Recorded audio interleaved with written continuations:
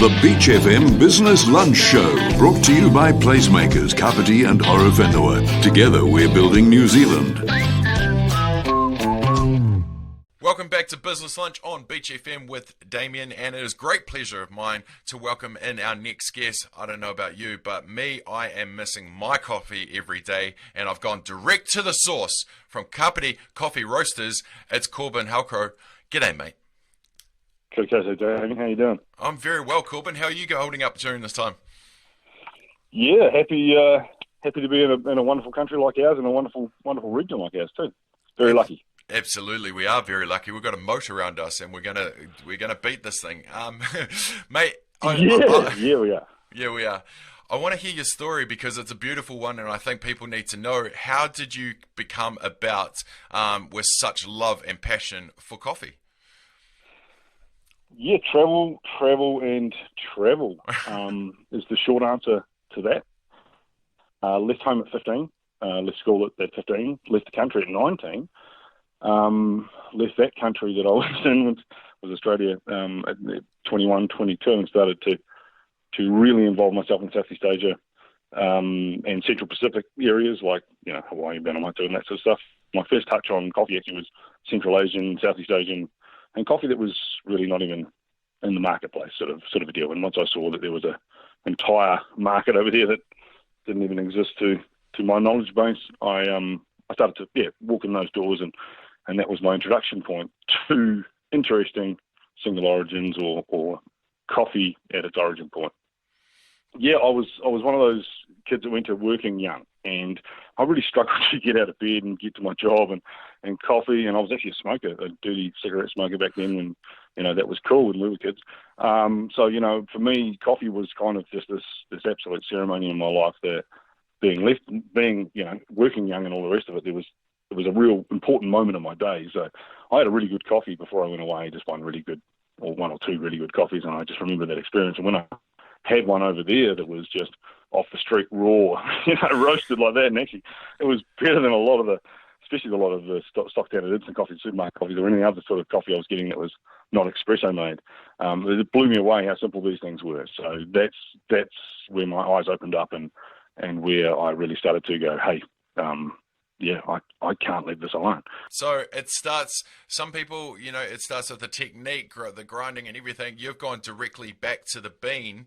How did your point of difference become about where you're actually going from where it's actually plucked out of the ground to little old Kapiti? What I did see was massive inconsistency. I was unable, and this was just in my day, I was I'm going to throw a stupid percentage, 60% more of the time, struggling to get through to the bottom, actually needing or really wanting to have that coffee moment, that experience of having a coffee, and just sort of really falling short of being quite actually satisfied at the other end of it. Sometimes spending more than $15 a day trying to chase around just to get that potential, that some people call it fix. I call it satisfaction. I don't think it's a fix at all. It's just about being satisfied. So I knew that was just a huge hole in an enormous market. So I just started to dig my head in there to find myself a good coffee originally. And then, started making coffee, started working with coffee. Obviously, my family were involved when they lost their other businesses and moved into a coffee retail outpoint as a business thing. I sort of got in there part-time, roasted a bit, supported them for a while, and then now Kapiti Coffee Roasters is a purely independent roastery. It doesn't have any outlets involved in its ownership. It's purely independent, and that's where my focus was always to be an independent roastery focused on seed production and just being able to profile that into some sort of actual fact rather than just a bit of a story and a guess and a good cup here and a bad cup there. So I was happy to take the next 10 to 20 years to try and unpack information that was yet to be put out there publicly. There wasn't information on the profiling of seed roasting, coffee seed roasting, and it was blowing up as a market, and people were consuming it anyway. So there was really no drive and no need to be accurate. It was there was enough fish to shoot in the barrel with the shotguns, and the coffee companies did that. They just huge amounts in the drum, hope for the best. That's the one. That's the one. 10 million beans in the drum, man. It's like, how are they all going to get evenly done? So, I just took a real raw dog approach, just coming back to basics and roasting on the side of the road with tribal people, right through to coming to espresso and top-end places in San Francisco and, all around the world. Awesome. So what's your, like you're talking about the side of the road, guys, what's your business model? What kind of people do you have your coffee on their shelves? Yeah, so our support, that's been a really interesting one. We've got a lot of support actually outside the region, and that's why maybe this conversation is kind of timely. Palmerston North and New Plymouth, and these were cafe owners that sort of started up and they didn't need to go into business. They were people who were chefs who wanted to get out working for someone else. And one was a retired farmer, and she had amazing recipes. So these people opened cafes, and they came and they tasted my coffee when I was producing it in my little lots and said, hey, we want to work with you. And basically, I built my business out of those one or two or three key customers, just having other cafe owners walk into the door and say, hey, where's this from? And, what's this about? So we literally have built it brick by brick over 11 years of just people that have chosen that flavor, have chosen to want to search that coffee out. So our support at the moment is still very early, insular. It's not, we haven't had our day in the sun. We haven't gone out there and stamped our mark in the place yet. So we're quite happy to, looking forward to it, almost like there's a future for us for that as well. We took our 10 years to learn rather than bang our drum, you might say. Yeah, absolutely. Well, that was pre-lockdown. How has your mindset changed over the last few weeks? Have you been at home creating, developing, planning for what level 3, level 2 might look like for you guys?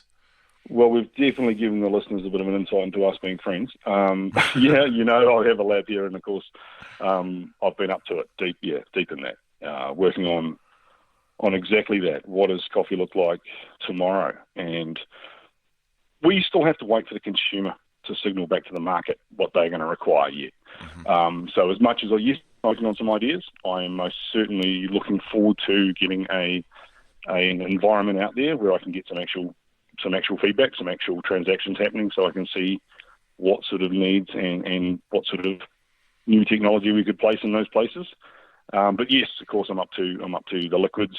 My story on the liquids is obviously another long journey and big thing. So I'm knee deep in the technology I was working with 5 years ago about getting ambient extracted coffees that bottle age into your home, that are very interesting espresso experience like. They most definitely have the complexity of an espresso cup. So obviously not the method, and a little bit different in the way that it approaches people, but I'm pulling actually some old ideas out of the woodwork that I've had a few years ago that I've been working on, rather than just pulling new ideas out. I think pulling new ideas right now might be a little reacting to the time rather than taking careful thought. So I'm tic-tacking on some old projects and not too proud to go back and change a few things and tell myself I was wrong on a few things, and it's been a good time to reflect, actually. Awesome. Well, I'm glad you brought up the liquids because they are delicious. And once you release them to the masses, everybody will be scooping that stuff up. And also the point that you made about the contact with people and seeing their, getting their feedback. I know I've been a guinea pig of yours a couple times, and the reaction that you have to someone loving your coffee, mate, it actually speaks for itself. But lastly, mate, where can people find you? How can they contact you in regards to Kapiti Roasters? Yeah. Well, actually, we are able to do deliveries again. We have been doing deliveries. We fit the criteria. Our roasteries on our property, in our bubble, there's only 2 people on the property, so obviously we have been able to provide that service. And actually, MPI suggested we should rather than shut down. So you can jump on Facebook, or you can actually find KapitiCoffeeRoasters.com. There's just a landing page. There's a phone number.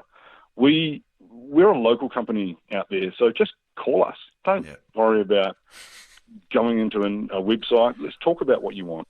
We can deliver the exact coffee you need, and just pick up the phone and give us a call. We've got time for you. So, yeah.